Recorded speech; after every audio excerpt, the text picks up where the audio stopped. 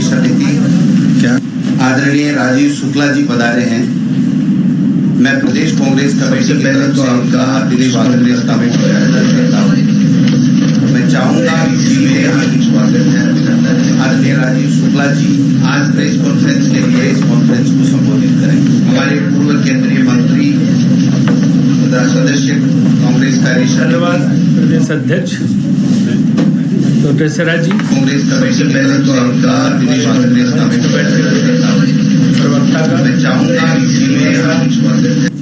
हमारे पत्रकार बंधुओं, चुनाव के वक्त तो आपसे बहुत मुलाकात हुई थी। उस समय यहाँ मैं प्रेस कॉन्फ्रेंस करता था। काफ़ी दिन बाद आप सारे मित्रों से मिलना जुलना हो रहा है, देखती बहुत अच्छा अवसर मिला आपसे मुलाकात का। दूसरे एक उद्देश्य है जिसकी वजह से प्रेस कॉन्फ्रेंस हो रही है। हमारे पार्टी हाईकमान सोनिया जी और राहुल जी और प्रियंका जी की तरफ से एक मुद्दा उठाया गया, दो मुद्दे उठाए गए, उनको लेके प्रेस कॉन्फ्रेंस है। ये मुद्दा है, पहला मुद्दा है मोनेटाइजेशन का। अचानक सरकार ने घोषणा की, केंद्र सरकार ने, वित्त मंत्री जी ने घोषणा की, निर्मला जी ने, कि जो सरकारी संपत्तियां हैं उनको जो है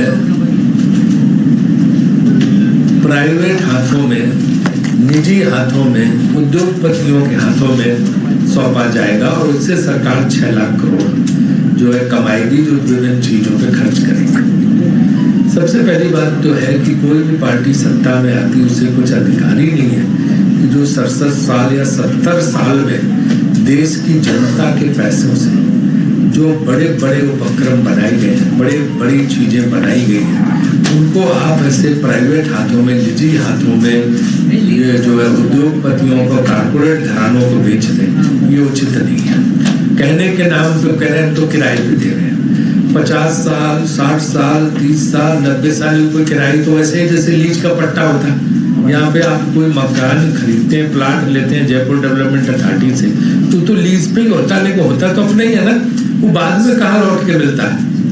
तो ये जो है एक तरीका निकाल के जो संपत्तियां, राष्ट्रीय संपत्तियां, सरकारी संपत्तियां बनाई गई हैं, वो ये बेचने का काम कर रहे हैं। बिल्कुल देश बेचने का काम इन्होंने अपने हाथ में लिया है कि कैसे करके इसको जो है ऐसे अपने खास लोगों के हाथों में बेच दो, ऐसे कारपोरेट घरानों को, बड़े बड़े उद्योगपतियों को बेच दो कि जो सरकार के पास कुछ रह ही नहीं जाएगा। और यही चलता रहा अगर इसको नहीं रोका गया, इसलिए इसका विरोध हम लोग जा के कर रहे हैं। तो क्या क्या नहीं बेच देंगे, इसका कोई ठिकाना नहीं। कल को अगर भाजपा की सरकार यहाँ आए और केंद्र में उनकी सरकार अगर हो तो ये हवा महल बेच देंगे जयपुर का, ये आमेर का किला बेच देंगे, ये चित्तौड़गढ़ का किला बेच देंगे। आर्कियोलॉजिकल सर्वे ऑफ इंडिया को क्या इनको दे दो, इनको दूसरों को दे दो। तो ये अगर रहे इनकी चली भाजपा वालों की, तो ना हवा महल बचेगा, ना आमेर का किला बचेगा, ना चित्तौड़गढ़ का किला बचेगा। और इस टाइप की जितनी धरोहरें हैं उन तक को बेचने का काम। दिल्ली में आपको पता है कि लाल किला बेचने की बातचीत ऑलमोस्ट इन्होंने किसी कलकत्ता की कंपनी से कर ली थी, किसी ग्रुप से, कोई डालमिया ग्रुप या क्या था, वो तो बाद में हंगामा हुआ तो उन्होंने जो है चुप होके बैठे। लेकिन की पूरी थी कि लाल किले को भी उसका भी प्राइवेटाइजेशन कर दो, निजीकरण कर दो, लोगों को दे दो उनको। तो ये जो राष्ट्र की धरोहरें हैं, राष्ट्र की संपत्ति है, उसको जो बेचने का काम कर रहे हैं, इसका हम लोग पुरजोर विरोध कर रहे हैं। और आप लोगों की मदद इसमें चाहिए कि आप लोग इस मुद्दों को उठाएं ताकि इस तरह की चीज बंद हो। किसी भी सरकार को सत्ता अगर जनता वोट देती, इसलिए थोड़ा देती को देश बेच दे। जब आप वोट देने जाते हो, बटन दबाते हो, तो ये इसको अधिकार दे देते हो कि जो चाहे सो करो। कहीं ना कहीं कुछ ना कुछ तो देश का ये हाल होता है। और जो ये चीज बेचने का काम कर रहे हैं, जो अभी तक पता चला, आप देखिए 26,700 किलोमीटर नेशनल हाईवे ये बेचने जा रहे हैं, राष्ट्रीय राजमार्ग, 400 रेलवे स्टेशन, 150 रेलगाड़ियां, रेलवे की पटरियां और जो उनके सेट्स हैं, रेलवे के लोको सेट्स, वो ये काम चल रहा है बेचने का। 42,000 300 circuit kilometre of transmission network जो जाल बिछाया इतने साल में बिजली वितरण का, वो जो बड़े बड़े खंभे आप देखते होंगे बड़े बड़े तारों का करके एनटीपीसी और पावर ग्रिड कॉर्पोरेशन सबने लगाए, उन सबको बेचने का काम निजी लोगों के हाथ में, बड़े उद्योगपतियों को। 6000 megawatt of hydro solar wind sets from NHPC, NTPC, NLC। आप जानते हो NTPC वगैरह, NHPC वगैरह ये कितने साल में बने। और जब प्राइवेट वो बिजली वाले भी अपने दाम बहुत बढ़ा देते हैं, जो निजी पावर कंपनियां, तब भी NTPC, NHPC ये जो सरकारी है ये वाजिब दाम पे राज्य सरकारों को बिजली देते हैं। ऐसी कोई राज्य सरकार नहीं है जिसका NTPC का बकाया ना हो। इन्हीं से लेके बिजली फिर आगे लोगों को राज्य सरकारें देती। अगर NTPC भी आपने प्राइवेट हाथ में किसी बिजनेसमैन को, किसी उद्योगपति को बेच दिया, NHPC जो हाइड्रो पावर वो भी किसी को बेच दिया, NLC भी किसी को बेच दिया, तो जो है वो कितने भी आराम से दाम बढ़ा देगा। फिर आपको बिजली जैसे पेट्रोल जो कहा था कि 50 रुपए लीटर पेट्रोल हमारी सरकार आ जाएगी बेचेंगे और 30 रुपए लीटर डीजल बेचेंगे। आज 100 रुपए पेट्रोल पार कर गया, कोई कुछ कर पा रहा क्या? सब चुप बैठे हुए। कहाँ गया वो वादा कि 50 रुपए? वैसे ही बिजली जो है अगर ये कह देंगे वो बढ़ा देगा कि सब 20 रुपए यूनिट हम देंगे, एक एक आदमी के घर में 10-10 हजार रुपए का बिजली बिल आएगा। आप क्या कर पाओगे? बिजली काट देंगे वो प्राइवेट वाले। वो तो मानती नहीं इस मामले में, तुरंत बिजली काट देते हैं आपका जो करना। तो ये जो इनका है कि NTPC बेच देंगे, NHPC बेच देंगे, NLC बेच देंगे, जितने ये पब्लिक सेक्टर 8000 किलोमीटर गेल की पाइपलाइन तो गैस जाती है, इसकी 8000 किलोमीटर पाइपलाइन आप बेच देंगे, जो ये गैस सप्लाई होती है सब जगह, जिससे आपके सिलेंडर भरे जाते हैं, जो फर्टिलाइजर के भी काम में आती है, खाद कारखानों इन सबके लिए राष्ट्रीय फर्टिलाइजर निगम लिमिटेड है, उससे खादें बनती है। ये आप बेचने की बात कर रहे हैं, प्राइवेट हाथों में चला गया। राष्ट्रीय सुरक्षा को कितना बड़ा खतरा है। बीच में कहीं कोई कंपनी जो ये उद्योगपति कंपनी, इनके तो अंतर्राष्ट्रीय इक्विटी होती है, उनकी शेयर धारकता होती है विदेशी कंपनियों की उनमें, और वो जो है वो कुछ भी खिलवाड़ कर सकते हैं वहां से, तो उससे इतनी बड़ी सुरक्षा का भी खतरा हो सकता है। 4000 किलोमीटर इंडियन ऑयल कॉर्पोरेशन ने HCL की पाइपलाइन जहां से तेल आता है, वो पाइपलाइन भी 4000 किलोमीटर ये लोग बेचने के जुगाड़ में है। 2.86 किलोमीटर सा Bharat net fibres BSNL MTNL towers, जो जाल बिछाया था आप लोगों के पैसे से, जनता के पैसे से, हर जगह जगह टावर लगे थे, केबल बिछाए गए थे, सब ये हुआ था। वो सब टावर सारी वो जो है इसकी लाइन में जो मेगा वो है जो ये होती है, आप जानते हैं कि जो बहुत ही कीमती होती है, जिसके जरिए जो है सारे फोन के सिग्नल जाते हैं, और उसको जो है इन सारी चीजों को जो ये लोग हैं भारत नेट फाइबर्स की, जिससे आपका वाईफाई आता है, ये भी प्राइवेट हाथों में बेचने के चक्कर में ये लोग, ये बड़ी सीरियस चीज है। मैं इसको सरकार के विरोध के लिए नहीं कर रहा हूँ, आप खुद भी एक पत्रकारिता एक तरफ है, ये सोच के सोचिएगा कि ये सब अगर प्राइवेट हाथ में पहुंच गया, वाईफाई नेटवर्क भी, इंटरनेट भी, हर चीज जो है सब लाइनें भेज देंगे, टावर आप भेज देंगे, सब कुछ प्राइवेट हाथ को दे देंगे, तो क्या होगा? और वो भी 6 लाख करोड़ के लिए, और ये तो कम से कम जो है 60-70 लाख करोड़ की चीज इतने साल में बनी है। आज जो है कितनी विदेशी कंपनियां इसको आके पीछे से, आगे इंडियन रहेगा, पीछे से ये करके ले लेंगे।